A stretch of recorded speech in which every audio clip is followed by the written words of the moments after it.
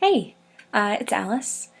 One thing that I was kind of involved in before everything happened is I keep getting cast in this one play, in this one character, in this one scene. It's Proof by David Auburn in the big fight between Catherine and Claire. I've really been interested in this play, in this character. Being Catherine a few times has opened a world of characters to me, but she's always been really fascinating to me. And so one thing I wanted to do, I mentioned I keep getting cast in this one scene, I wanted to try and do a monologue from outside of that scene.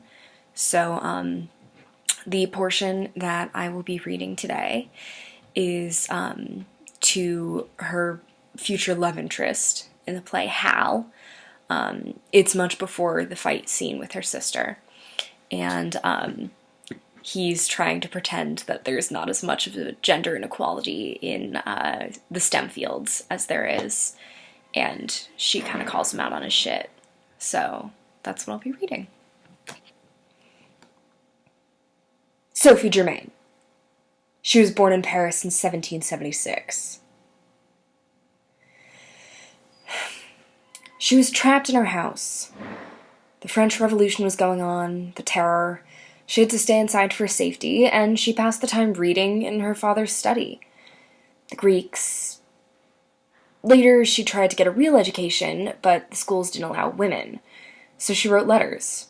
She wrote to Gauss. She used a man's name. Antoine Auguste Leblanc. She sent him some proofs involving a certain kind of prime number. Important work.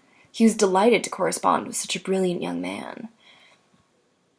Dad gave me a book about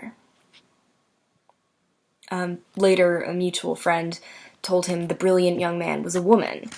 He wrote to her, "A taste for the mysteries of numbers is excessively rare. But when a person of the sex, which according to our customs and prejudices must encounter indefinitely more difficulties than men, to familiarize herself with these thorny researches, succeeds nevertheless in penetrating the most obscure parts of them, then without a doubt she must have the noblest courage, quite extraordinary talents, and superior genius."